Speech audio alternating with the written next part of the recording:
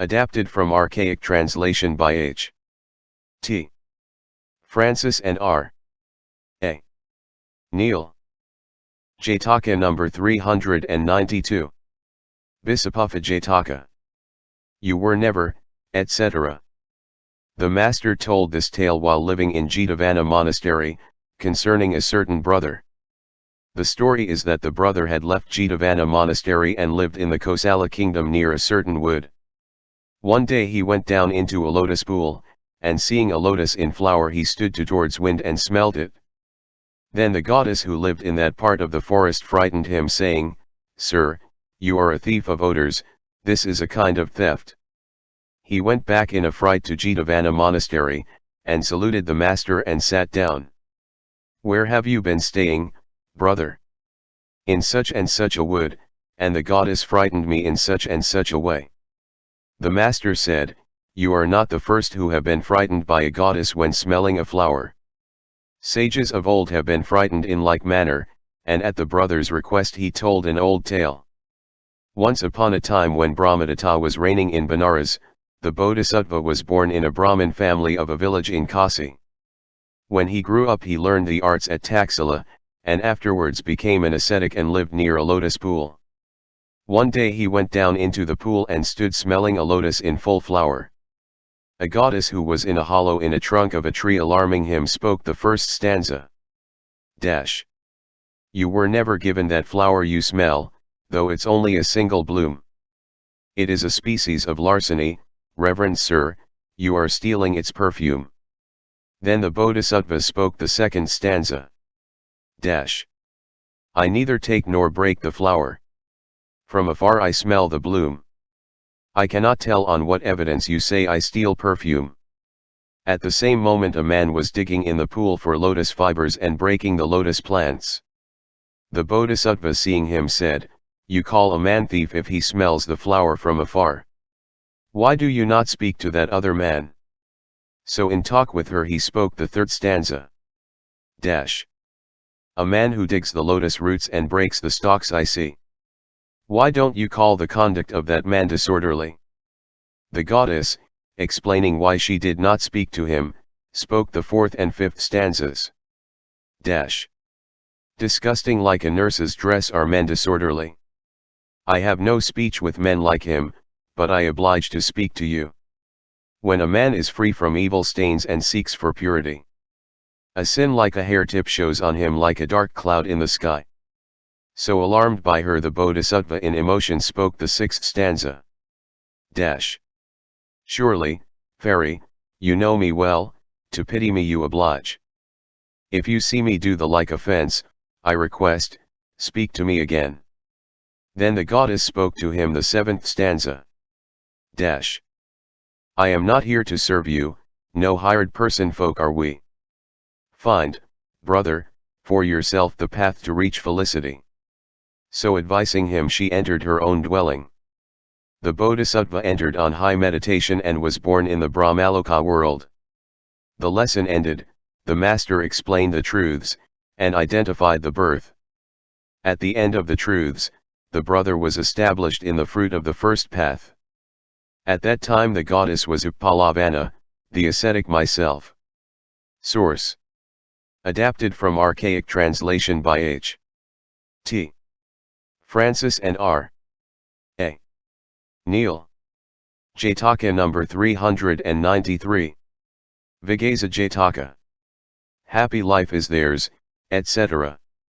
The master told this tale while living in the East Garden, concerning some brethren who were given to amusement. The great Moggallana had shaken their living and alarmed them. The brethren sat discussing their fault in the hall of truth. The master being told this said to them, "They are not given to amusement for the first time," and so told an old tale. Once upon a time when Brahmadatta was reigning in Benares, the Bodhisattva was Saka. 7 brothers in a certain village of Kasi, seeing the evil of desires, had renounced them and become ascetics. They lived in Mejharana but lived in various kinds of amusement, not practicing devotion diligently and being of full habit of body. Saka, king of gods, said, "I will alarm them." And so he became a parrot, came to their living place and perching on a tree spoke the first stanza to alarm them. Happy life is theirs who live on remnants left from charity. Praise in this world is their lot, and in the next felicity. Then one of them hearing the parrot's words called to the rest, and spoke the second stanza. Should not wise men listen when a parrot speaks in human tongue? Listen, brethren. It is our praises clearly that this bird has sung. Then the parrot denying this spoke the third stanza. Not your praises I am singing, rotting flesh-eaters. Listen to me. Refuse is the food you eat, not remnants left from charity. When they heard him, they all together spoke the fourth stanza. 7 years ordained, with duly shaven head. In Mejharana here we spend our days. Living on remnants. If you blame our food, who is it then you praise? The great being spoke the fifth stanza, putting them to shame. Leftovers of the lion, tiger, voracious beast, are your supply. Refuse truly, though you call it remnants left from charity. Hearing him the ascetics said, if we are not eaters of remnants, then who I ask, are? Then he telling them the true meaning spoke the sixth stanza. They who giving alms to priests and Brahmins, wants to satisfy. Eat the rest, it is they who live on remnants left from charity. So the Bodhisattva put them to shame and went to his own place. After the lesson, the master explained the truths and identified the birth. At that time the 7 brothers were the sportive brethren, Saka was myself. Source. Adapted from archaic translation by H. T. Francis and R. A. Neil. Jataka number 394. Vighāsa-Jātaka. Oil and butter, etc. The master told this while living in Jetavana monastery, concerning a greedy brother. Finding that he was greedy, the master said to him, this is not the first time you are greedy. Once before through greed in Benares you were not satisfied with dead bodies of elephants, oxen, horses, and men. And in hopes of getting better food you went to the forest. And so he told an old tale. Once upon a time when Brahmadatta was reigning in Benares, the Bodhisattva was born as a quail and lived in the forest on rude grass and seeds. At the time there was in Benares a greedy crow who, not content with dead bodies of elephants and other animals, went to the forest in hopes of better food. Eating wild fruits there he saw the Bodhisattva and thinking this quail is very fat. I fancy he eats sweet food, I will ask him of his food and eating it become fat myself. He perched on a branch above the Bodhisattva. The Bodhisattva, without being asked, gave him greeting and spoke the first stanza. Oil and butter are your food, uncle. Rich your food, I think. Tell me then what is the reason of your leanness, Master Crow. Hearing his words the crow spoke 3 stanzas. I dwell in midst of many rivals, my heart goes pit-a-pat. In terror as I seek my food. How can a crow be fat? Crows spend their lives in fear, their wits for mischief ever keen. The bits they pick are not enough. Good quail, that's why I'm lean. Rude grass and seeds are all your food. There's little richness there. Then tell me why you're fat, good quail, on such a scanty food. The Bodhisattva hearing him spoke these stanzas, explaining the reason of his fatness.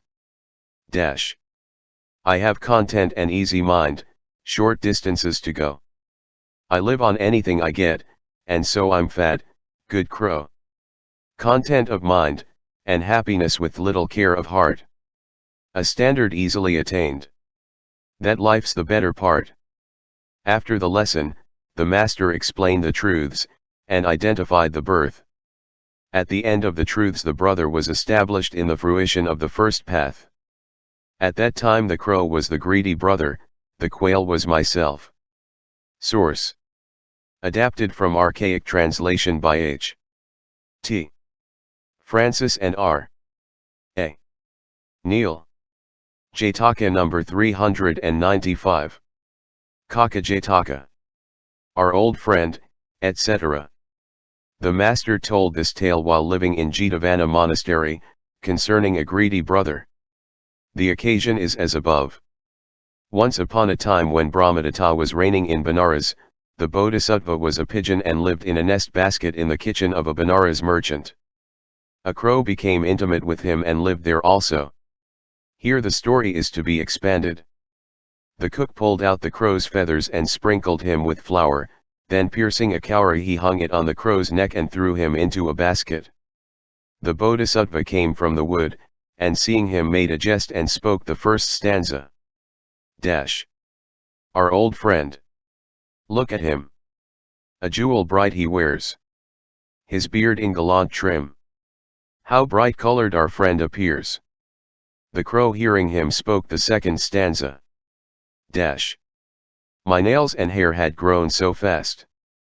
They hampered me in all I did. A barber came along at last. And of superfluous hair I'm rid. Then the Bodhisattva spoke the third stanza. Granted you got a barber then. Who has cropped your hair so well? Round your neck, will you explain? What's that tinkling like a bell? Then the crow uttered two stanzas. Men of fashion wear a gem round the neck. It's often done. I am imitating them. Don't suppose it's just for fun. If you're really envious of my beard that's trimmed so true, I can get you barbered thus. You may have the jewel too. The Bodhisattva hearing him spoke the sixth stanza. No, it is you they best become. Gem and beard that's trimmed so true. I find your presence troublesome. I go with a good day to you. With these words he flew up and went elsewhere. And the crow died then and there. After the lesson, the master explained the truths and identified the birth. After the truths, the greedy brother was established in the fruition of the third path. At that time the crow was the greedy brother, the pigeon was myself.